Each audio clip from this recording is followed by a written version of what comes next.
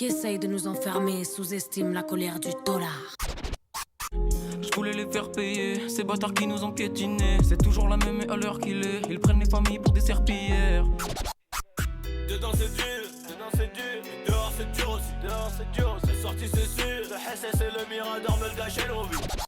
Pour les grosses peines, les potes libérables, et ceux qui portent le bracelet. Pour les Elvira qui passent le portique, et ceux qui font tout rentrer. Parce que parfois, on a vraiment la rage contre la prison. Parce que ça nous renforce d'écouter les témoignages des autres. Parce que la police et la prison sont des menaces racistes.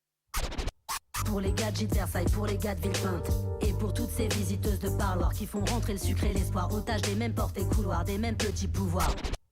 Armé de peine, j'étais sur le banc, Ils m'ont pété, je suis aux arrivants, F1-2.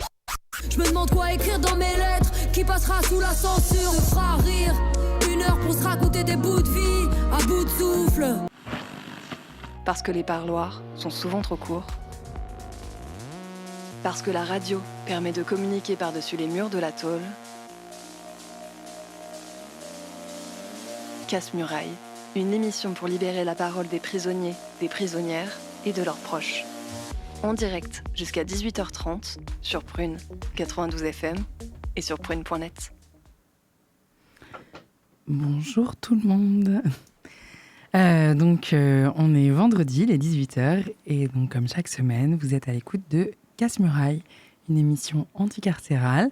Donc nous, notre but, c'est qu'il n'y ait plus de prison et plus jamais de personnes enfermées. Et pour ça, en attendant, on vous propose une antenne pour pouvoir raconter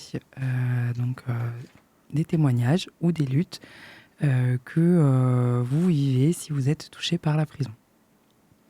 Grosso modo, voilà ce qu'on fait. Et donc, pour ce faire, on est joignable par téléphone au 07 82 98 43 59. Et aujourd'hui, on a quelques petits trucs à vous raconter.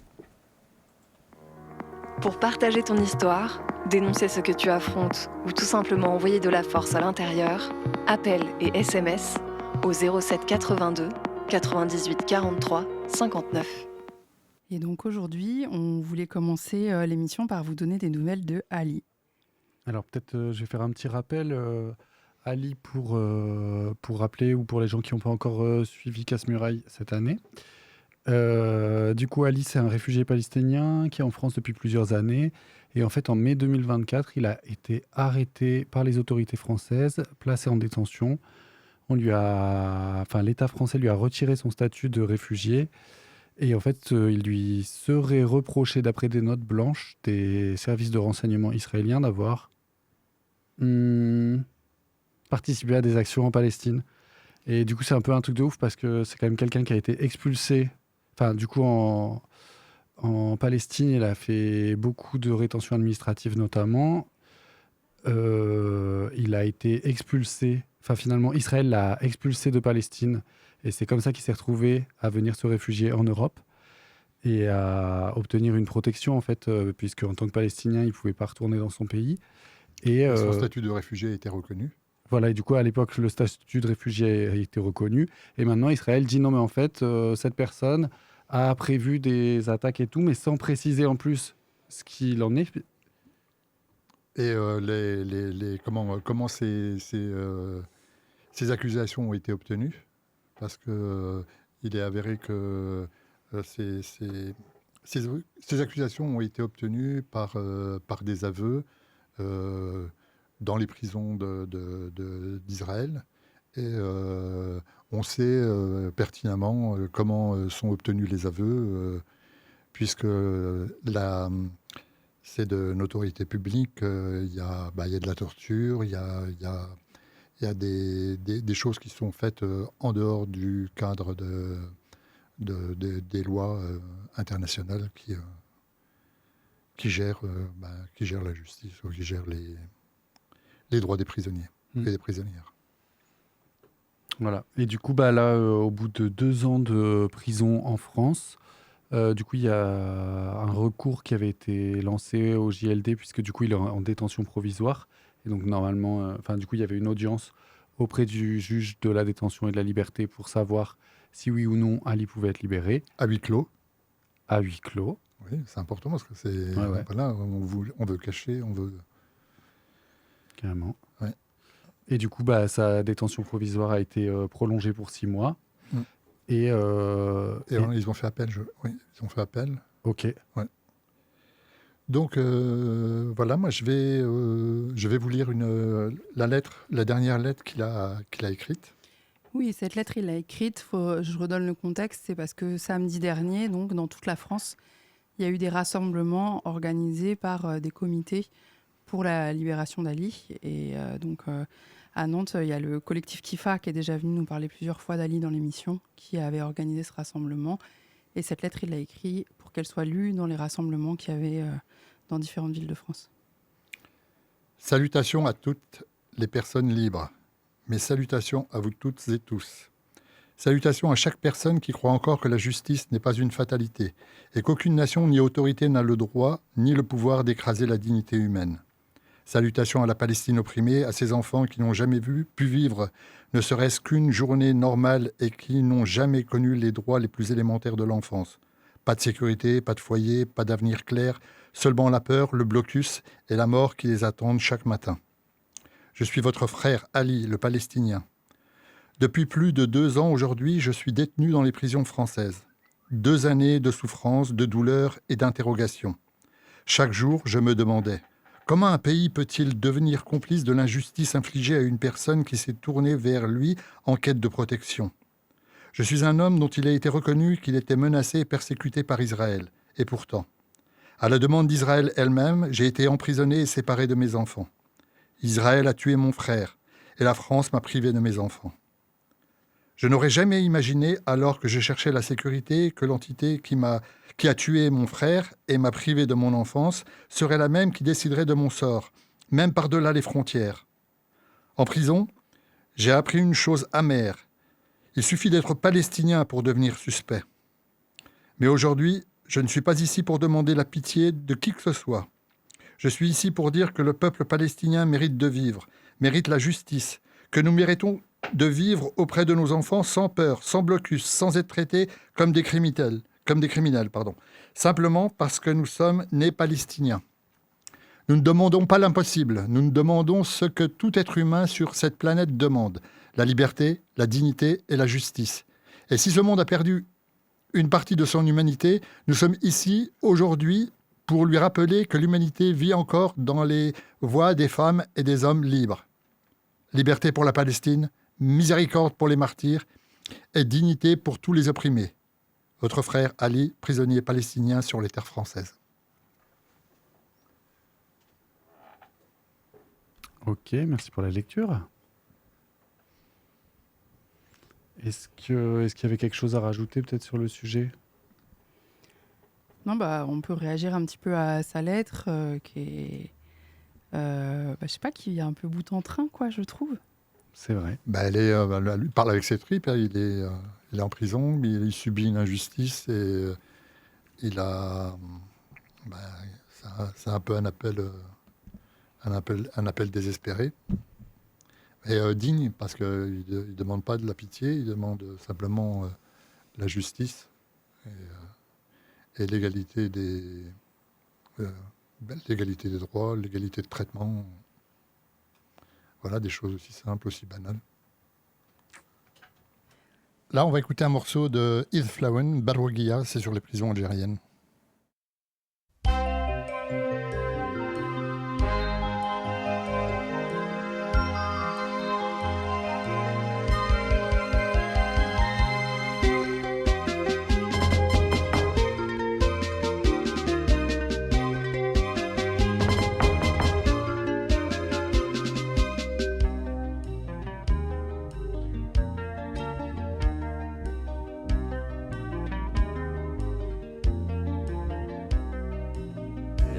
سيدي في كردان في بروقيا هتشي غرم ذا بركان في بروقيا محبوس سيدي في كردان في بروقيا هتشي غرم ذا بركان في بروقيا فينا كان جغ تتروم ميعدل العوام وقد غدي تتوم هي الدين قسام.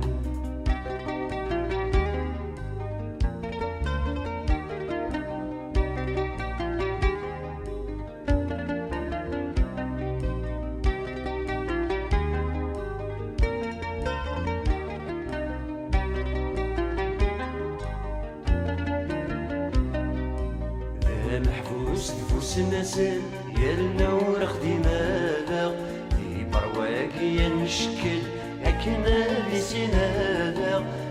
محبوس نفوس النسل يالنا ورخ دماغ في برواقي نشكل أكنا في سناغ.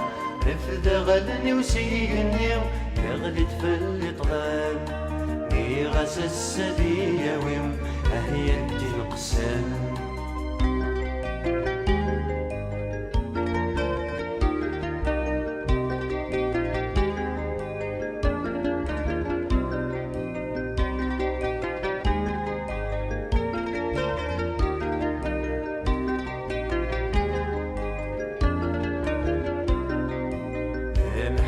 ذكي يعار في بروكيام عام الطجرة مين صغار في بروكيام. أنا محبوس ذكي يعار في بروكيام عام الطجرة مين صغار في بروكيام.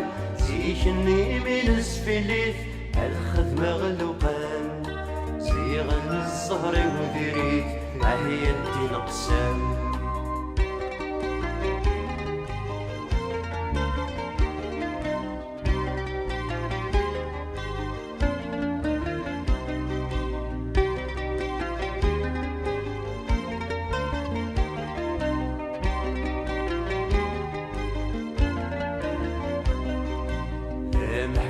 سندت ثورام أكيني وذرار أكن هذا وثورام يزاد العيوبات. محبوس سندت ثورام أكيني وذرار أكن هذا وثورام يزاد العيوبات. بروح أغد زغرس هذا زغران يتقمد يتيغص أحيا الدين قسام.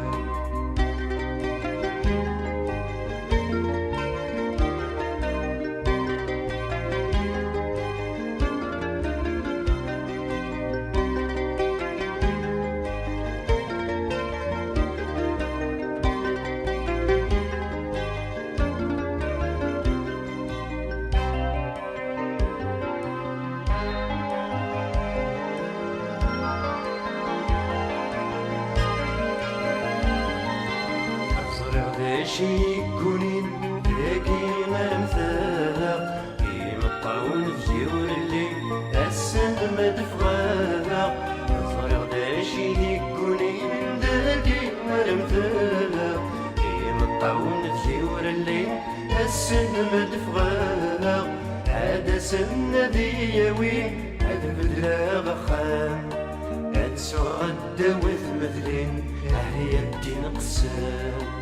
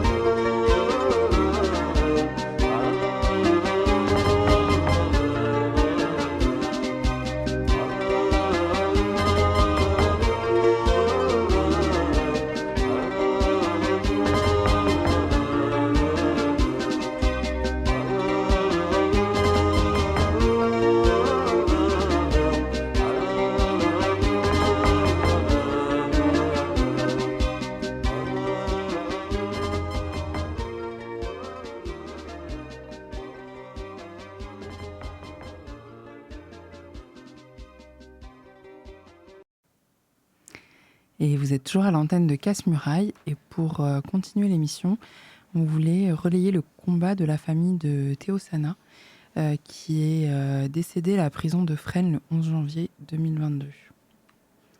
Et donc, du coup, sa famille a appris son décès donc, le 11 janvier 2022, pas par la prison, mais par... Enfin, en fait, bon, je vais essayer d'être claire.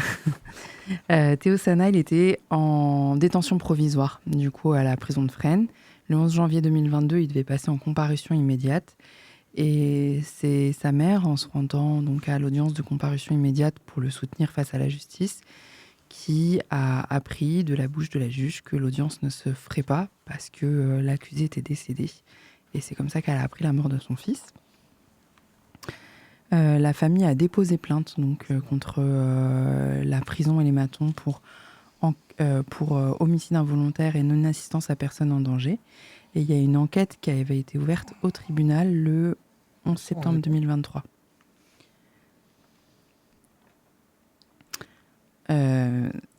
Et donc là, récemment, la juge d'instruction a clos l'enquête sans mise en examen parce qu'elle considère qu'il n'y a pas eu de faute disciplinaire des matons et qu'il n'y a pas non plus d'omission volontaire de lui porter secours à Théo Sana par les matons au moment de sa mort. Et donc la famille vient de saisir la justice administrative pour faire reconnaître la responsabilité de l'État et de l'administration pénitentiaire dans la mort de Théo Sana. Et du coup, peut-être qu'on peut essayer de vous remettre un peu en contexte comment il est décédé. Ouais, on s'est dit que c'était l'occasion de revenir un peu sur ce qui s'est passé, parce que là, l'actu, c'est vraiment la saisine du tribunal administratif par la famille, mais c'est vrai que du coup, ces dernières années, on n'en entendait pas trop parler. Mais oui, c'est l'occasion de redire un petit peu les circonstances horribles de son décès, franchement. Carrément. Du coup, Théo, il était en cellule, il était en gestion équipée, c'est-à-dire que sa cellule était ouverte uniquement par les ELAC, donc des matons qui sont cagoulés, casqués, équipés, quoi. Et donc, ça, c'est parce que l'administration pénitentiaire l'avait étiqueté détenu radicalisé. Ce qui, plus tard, elle reconnaît s'être trompée, en fait, sur cet étiquetage. Il faut savoir que Théo, il avait fait déjà plusieurs fois des allers-retours en prison.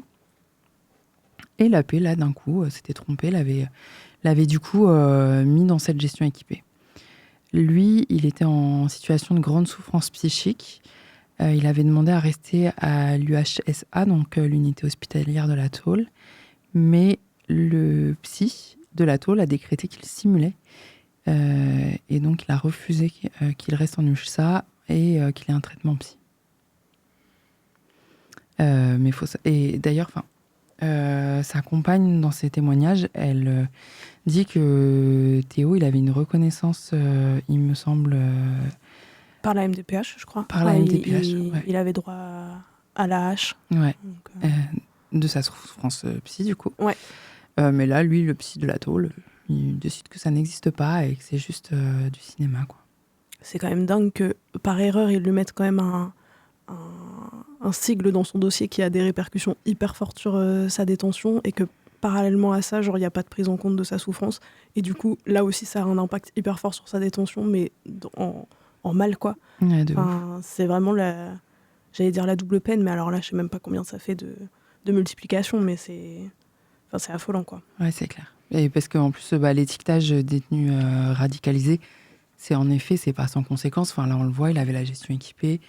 Ça fait plein d'interactions différentes, en fait, avec la maçonnerie. Ce qui, au passage, ne risque pas d'arrêter à se produire, parce qu'on a appris cette semaine que le nouveau directeur de l'administration pénitentiaire avait été nommé par Darmanin. Et c'est monsieur Pascal Courtade qui a participé à la rédaction du rapport sur les frères musulmans en France. Super. Donc un bon islamophobe. Donc je pense que le sort des prisonniers étiquetés islamistes ou radicalisés va pas s'améliorer, quoi.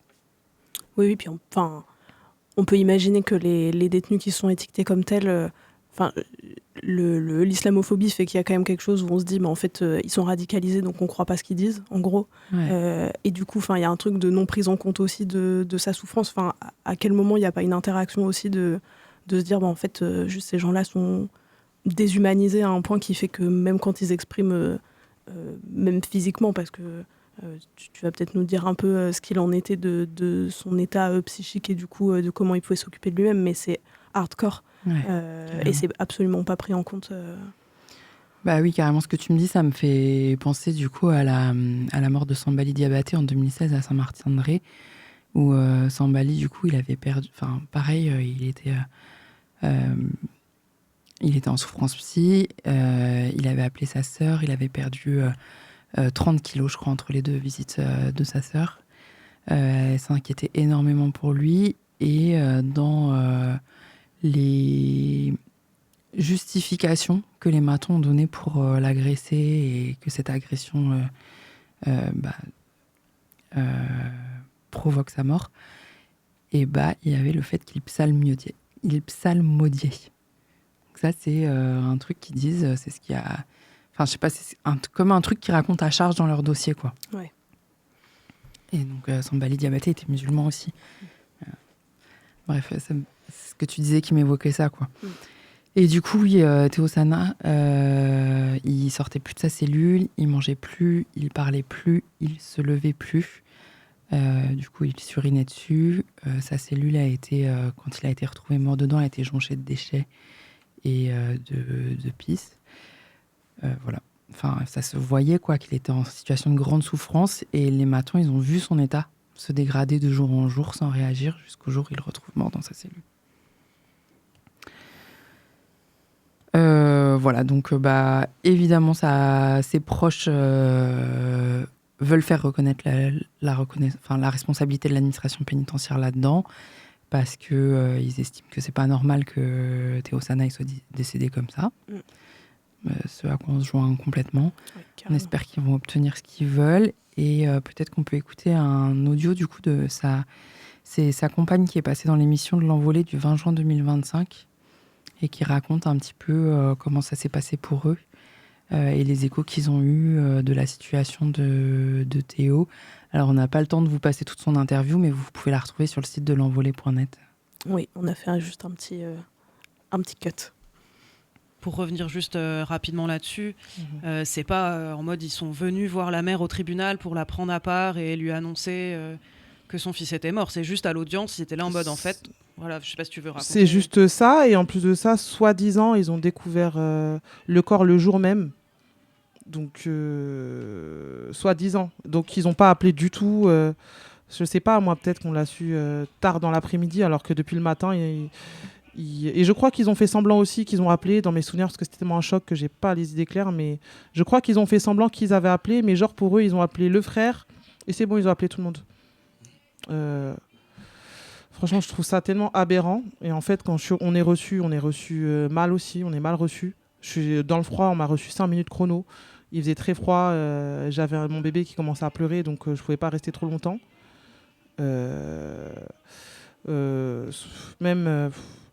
Vraiment, au début, c'était vraiment un choc. On réalisait pas vraiment, parce que à chaque fois, on découvrait des choses. Apparemment, il y a eu une altercation avec les ELAC. Il y a une vidéo qui a été on nous a envoyée, donc via les détenus, où on le voyait avec un t-shirt parler au loin, dire qu'il s'était battu avec eux. Et eux, ils disent qu'il ne s'est jamais rien passé. Donc, jusqu'alors, on n'a pas de... On ne sait pas réellement ce qui s'est passé. Donc, heureusement qu'on a eu cette vidéo pour qu'on voit qu'il y a une altercation. Mais il y a aussi le volet où, entre-temps, avant d'être incarcéré à Fresnes, il a été privé de reconnaître sa fille. Donc j'avais appelé le commissariat pour savoir à quel moment il allait reconnaître la petite, puisque à l'hôpital maintenant l'état civil ne passait plus, enfin à cette époque en tout cas, il fallait directement aller à la mairie. Et on m'a dit, il s'est mal comporté, donc on ne l'a pas laissé y aller, sinon on l'aurait laissé aller. Alors que sachant qu'il avait des troubles, il avait une crise en fait, il savait très bien qu'il avait une maladie, il était reconnu MDPH. Et du coup, j'ai dû aller reconnaître ma fille toute seule. Donc je venais d'accoucher, donc il faut savoir quand on vient d'accoucher, au moins pendant 2 semaines, on ne peut pas marcher, donc j'ai dû y aller. J'ai dû y aller dans l'urgence, j'ai tout envoyé à la prison, les papiers. Rien n'a été fait, rien n'a été transmis. Là, ça veut dire que par la suite, j'ai dû faire une reconnaissance post-mortem qui était très coûteuse. Donc j'ai dû prendre un avocat, mais aujourd'hui, heureusement, elle porte son nom. Donc, mais voilà, la prison, ça n'a pas... Déjà, il y a un décès, c'est pas normal qu'on n'ait pas de réponse, parce qu'on est là dans l'attente, ça fait 3 ans et demi. Il y a une enquête qui dure, mais ce qui me paraît aberrant, c'est qu'il y a une enquête. Je vivais avec lui, j'ai un enfant avec lui, on m'a jamais appelé, on m'a jamais contacté. Je comprends pas comment l'enquête est faite, mais bon. Et en plus, on apprend des choses dans des articles qui sont vraiment... moi, j'ai réussi à le lire, mais la plupart de sa famille n'ont pas réussi à le lire parce que l'article est vraiment très choquant. Casse-muraille, une émission pour libérer la parole des prisonniers, des prisonnières et de leurs proches.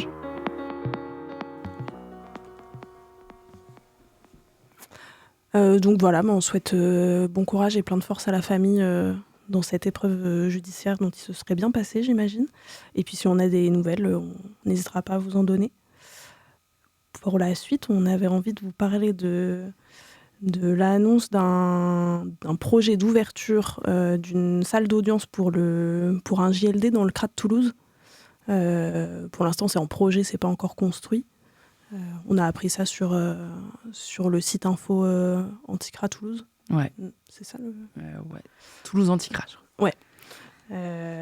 Et en fait, c'est un projet qui a été lancé par la loi Asile-Immigration de 2024.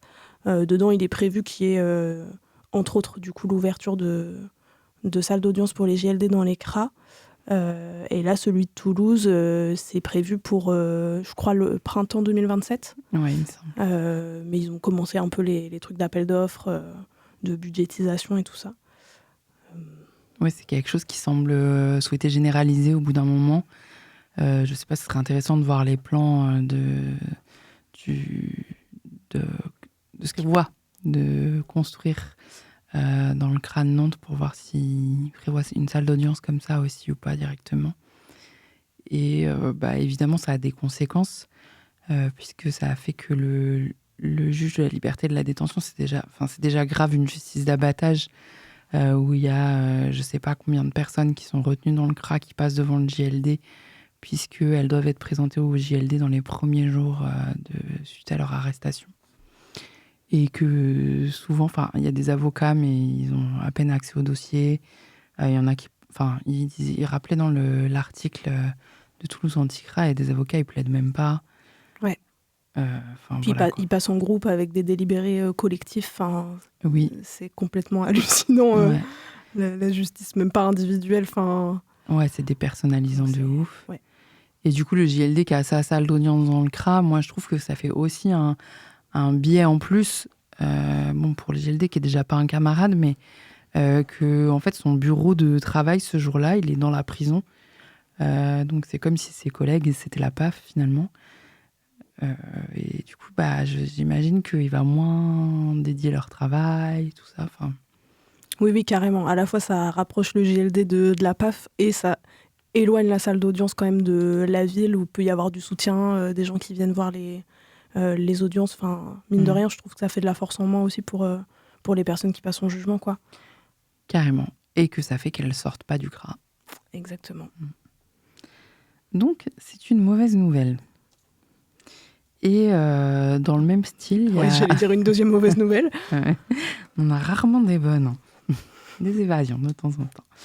Dans le même style, il y a Darmanin, la semaine dernière, du coup, vu qu'on enregistre, c'était ce matin, nous, dans notre vraie vie, mais qui est allé visiter la prison de Fleury-Mérogis, qui est la plus grande prison d'Europe.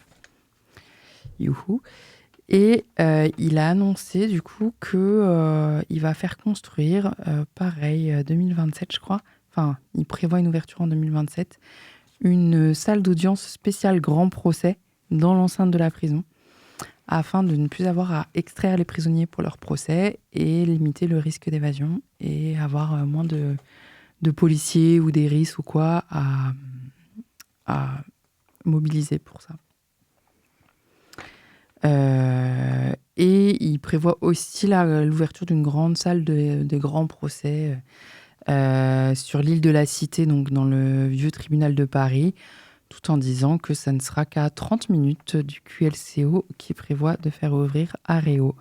Donc il nous fait un petit peu, tu vois, le maillage de ces projets dégueulasses en Île-de-France pour en fait, que ce soit encore plus compliqué de prévoir une évasion au moment de l'extraction pour un procès.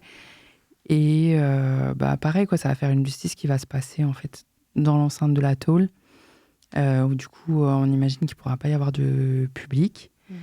Pas l'occasion de sortir de la tôle pour le procès, enfin tout ça, quoi.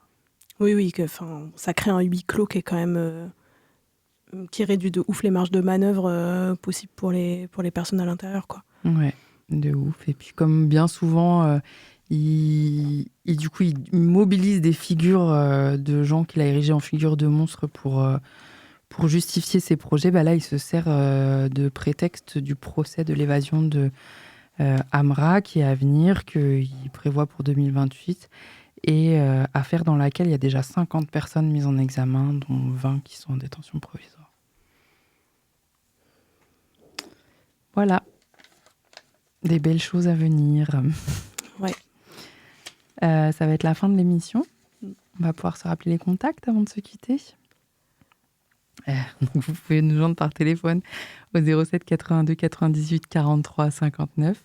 Et vous pouvez nous écrire à Casse-Muraille, chez les 17 rue Paul Bellamy, 44 000 Nantes. Carrément. On vous souhaite une bonne semaine. Force et courage à tout le monde. Et à la semaine prochaine. À la semaine prochaine. Au revoir. Pour partager ton histoire, dénoncer ce que tu affrontes ou tout simplement envoyer de la force à l'intérieur, appel et SMS au 07 82 98 43 59.